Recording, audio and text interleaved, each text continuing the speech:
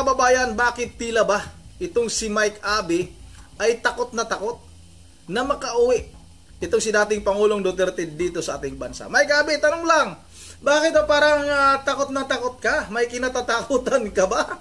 Pero bago tayo magpatuloy, babati muna tayo ng magandang gabi sa ating mga subscribers dyan, sa aking mga viewers. Maraming salamat sa inyong suporta. Shoutout sa inyong lahat. Yun ang mga kababayan, itong si Mike Abe, lahat na lang ng ginagawa, mga legal na ginagawa ng kampo ni dating Pangulong Duterte ay kinukontra nito. Talagang binibigyan niya ng masamang kahulugan. Pinaparating niya sa ating mga kababayan na hindi yan magtatagumpay, hindi yan mangyayari. Mind conditioning, mga kababayan. Katulad na lang nitong ginawa ni dating Senador Honasan at nitong si Congressman Marcolita. Itong signature campaign. Kinukontra na naman niya kaagad. Hindi daw mangyayari yan. O bakit ka parang balisa ka? Kung hindi mangyayari yan, kung hindi papansinin ng ICC yan, o bakit parang balisa ka? Dapat hinayaan mo na lang. Hindi ka na gumagawa ng opinyon. Kasi sa tingin mo pala, hindi mangyayari yan. Hindi maging matagumpay.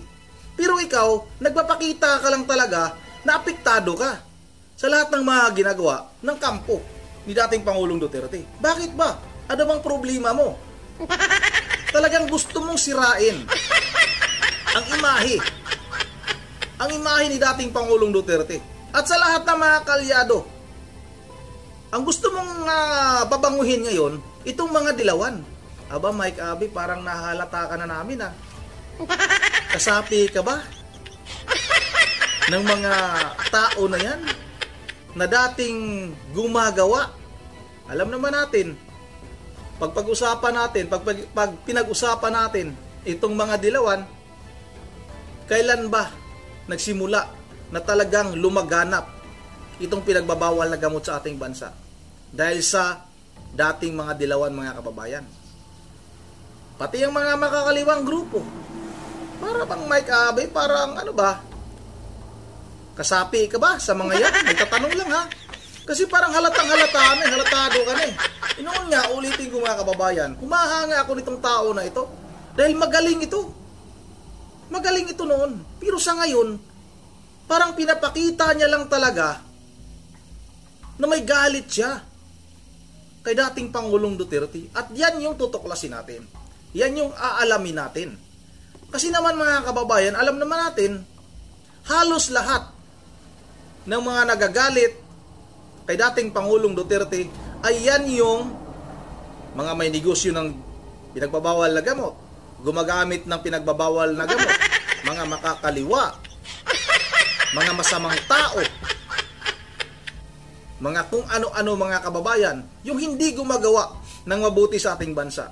Mike Abe, tatanungin lang kita ulit, isa ka ba sa mga yun? Dapat sagutin mo yan, Mike Abe. Ito na, wag na natin itong patagalin. Sabay-sabay natin itong panoorin. Ito, pag-usapan po natin itong galaw nitong si dating senador, dating sekretary ng DICT na si Greg Honasan. Alam niyo kung ano ang kanyang ginawa? Ano? Signature campaign. Ano masama? Para daw sa paglaya. Ano masama nga?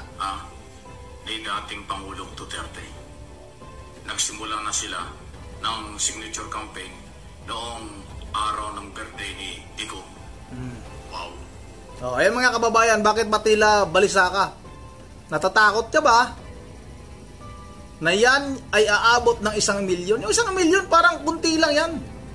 Baka kahit pagawing 3 milyon, pag ipinaikot lang yung signature campaign na yan, paikot mo kung saan na Senador Gringo Honasan, para itong si Mike Abe ay mapapahiya ito.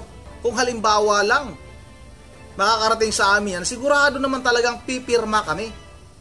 Buong pamilya namin, mga kakilala ko, pipirma yan. Huwag ka mag-alala, kung hindi naman papakinggan ng ICC, at least pumirma kami. Wala ka nang pakialam doon. Ngayon, gumagawa ka ng kwento na ganito, wala daw, baliwala daw yan. Napabalisa ka, natatakot ka. Patuloy natin to. Kaya ako nagka-interest ako dito. Bakit? Saan kaya makakarating ang signature? Wala ka na pakialam nun. Okay. Papansinin ba? Papatulan ba? Ikukonsidera ba ng ICC ang signature campaign? Wala kang Kasi pakialam. ano nila 1 million, inisan na 1 million signature. Para daw sa paglaya. Naku, ito hindi ko talaga maintindihan sa kanila. Ito pa naman ay dating senador. Noong araw, nire-respeto natin. Pero mukhang malaki yata ang utang na loob kay Digong Duterte. Kaya kahit hindi naman siya kandidato, ang PDP laban, ito ang kanyang galaw. Signature daw. Mula sa mamamayan. Ito mga kababayan, itong si dating Senador Gringo Hunasan, pwede rin siguro natin itong isama ito. Dahil itong matakbo ito ngayon Pwede nating isama ito sa 10 na kandidato ng PDP. Sama natin ito. Magaling ito Magaling ito mga kababayan. At itong si Mike Abe, bakit ba sinasabi mo na para bang may utang na loob?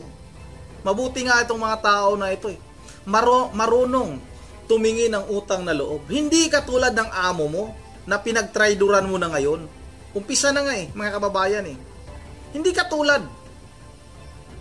Ang laki nang naitulong ng mga Duterte sa mga Marcos. Pero anong ginawa nila? Katulad nga na sinabi ni Mayor Basti Duterte. Yung tatay mo, ayon kay Basti, kay Pangulong Marcos Jr., ang tatay mo ay pinalibing ng tatay ko. Pero yung tatay ko ay pinakulong mo.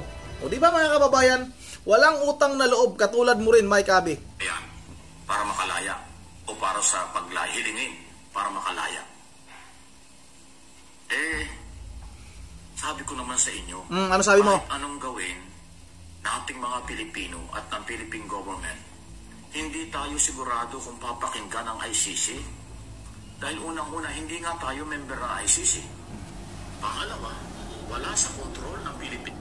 O di ba? Malinaw na malinaw yung mga sinasabi mo. Hindi na tayo member ng ICC. O bakit nandoon si dating Pangulong Duterte? Bakit isinuko ng pamahalang ito? Hindi na pala tayo member O bakit nandoon? Ano ba yun? Di ba malinaw na malinaw? Kidnapping, hindi na pala tayo member Tapos pinagpipilitan mo na tama yung ginawa ng ICC. Ibig sabihin, kahit hindi tayo member ng ICC na yan, kahit sino pwedeng arestuhin dito sa ating bansa ng ibang lahi. Ganun ba, Mike Abe?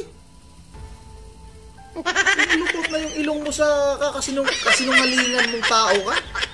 Government, Philippine Authority, Philippine Law, ang pagkakakulong ni Duterte sa ICC. Kasi yung crime against humanity ay ipinail ng mga Pilipinong biktima ng tukang nung siya ay mayor pa at maging pangulo ng bansa. Kaya nga siya ay nagkaroon ng warrant of arrest.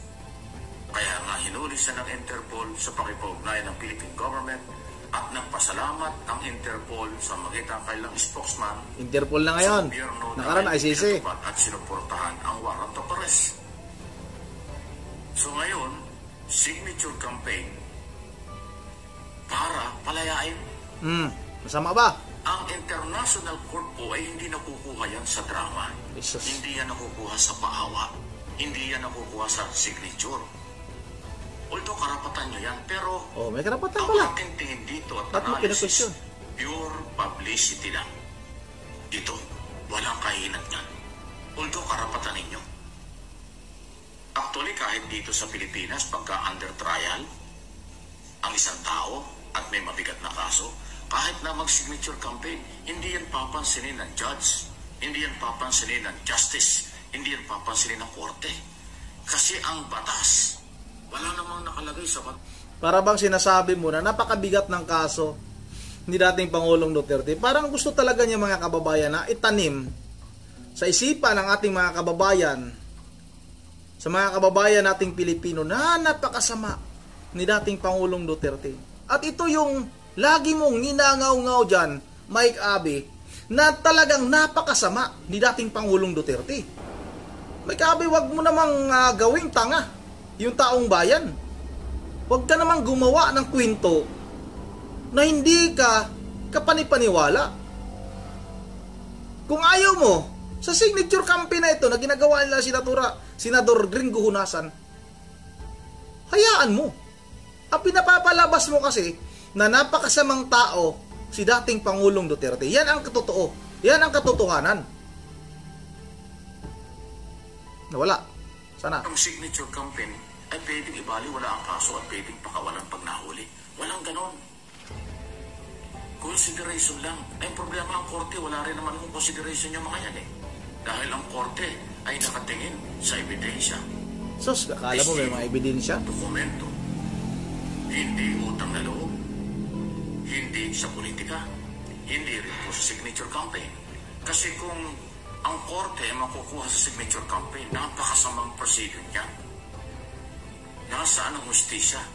Paano ang katarungan ng mga maliliit na tao na hindi kayang mag-produce ng signature campaign? Na hindi kayang mag-produce ng kung anumang bagay na kayang gawin ng ma-influensya at may pera? Kaya hindi nga po pwede. Kung sa local na korte, hindi pwede ang drama at signature campaign, doon pa kaya sa international criminal court, sa palagay nyo? Eh kaya nga yung mga rally doon sa Netherlands, pinagbabawalan kapag sobra na sa oras eh. May limit. At kahapon niya ang report, sinita na ng Dutch police yung mga nagrally dahil ang palang permit na kanilang ini-apply ay for picnic only. For picnic lang daw yung dapat pagtitipo ng mga tao. Pero nagkaroon ng rally at political rally, kaya nilapitan sila ng mga pulis at pinagbawalan. O, diba?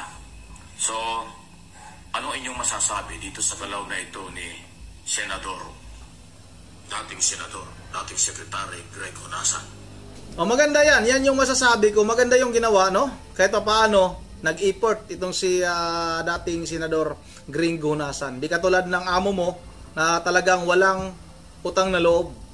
Sila pa yung gumastos para madala kaagad itong si dating Pangulong Duterte doon sa dahig. Talagang ginastusan ng pamahalang ito. Tapos ayaw pang aminin kaagad nitong si Pangulong Bongbong Marcos na sila yung nakipag-ugnayan, sila yung gumastos sa lahat ng mga gastusin papunta ng dahig. Hindi niya pa inamin. Tapos kalauna naman, mismong tagapagsalita ng ICC ay inamin. Nandyan mga kababayan. Nandyan sa interview ni Maris Umali kung paano inamin ng ICC spokesperson kung paano nakipagtulungan itong pamahalang ito. Tapos sasabihin mo, Mike Abby, hindi na membro ng ICC itong Pilipinas. Kaya walang mangyari dyan sa mga signature campaign ninyo. Talaga namang niluloko mo naman yung taong bayan. Hindi na pala membro, bakit nandoon si Pangulong Duterte? Bakit pinadala nyo? Bakit kailangan yung pilitin, mamadaliin na ipadala nyo doon? Kasi nga, hindi ka agad-agad makakabalik mga kababayan kasi nandoon na. Yan ang katotohanan. Kaya pinilit nyo. Tingnan nyo, ultimong kapatid ni Pangulong Bongbong Marcos Bangag Jr. Kinistyon. Gumagawa ngayon ng investigasyon dyan sa Senado. Dahil na maraming nakikitang mga pagkakamali, paglabag na ginawa ng gobyernong ito. Kaya ikaw, Mike Abby, iwan ko lang kung saan ka pupulutin. Pupulutin ka, wala lang magtitiwala sa'yo. Kasi taga-mainstream media ka, isa kang journalist. Wala na magtitiwala sa'yo. Dahil halatang halata naman, na kahit na sa programa mo sa PTV4, ay talagang dinudurog mo. Gusto mo talagang sirain itong si dating Pangulong Duterte at itong si Vice President Sara Duterte. Akala siguro na itong mga hindot na ito, itong mga na ito, magtatagumpay ito eh. Hindi nyo na mabubula yung taong bayan. Hindi nyo na mabubula sa inyong mga napakagaling na mga pananalita. Marunong na ang mga Pilipino. Akala nyo ba, porkit sikat kayo, kilala kayong tao sa mundo, dito sa bansa natin, magtitiwala kagad, maniniwala kagad sa inyo itong ating mga kababayan. Hindi na. Gising ng mga Pilipino. Hindi katulad noon na pwede nyong bulahin. Yun ang dito lang muna at bago tayo magtatapos ay mag-shoutout lang muna tayo. Excuse me. May bagong komento dito. Mag-shoutout tayo. Shoutout kay Jean Martin. Shoutout na rin kay Rinaldo Carti. Shoutout kay Tats Walker. Shoutout kay Romeo Yinko.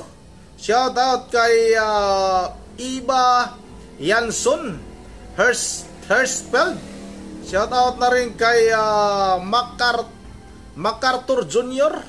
Shoutout kay Kusugay Tirmudihar. Shoutout na rin kay Ma'am Joyce ng Japan. Kay Ma'am Berje Verhalidios ng Pulilan, Bulacan. Kay Ma'am Edisa Borby. Kay Dion Liuquinca. Kay Winchester, shoutout sa idol. Kay Quard John Ridge, at kay Samuel Sapitin.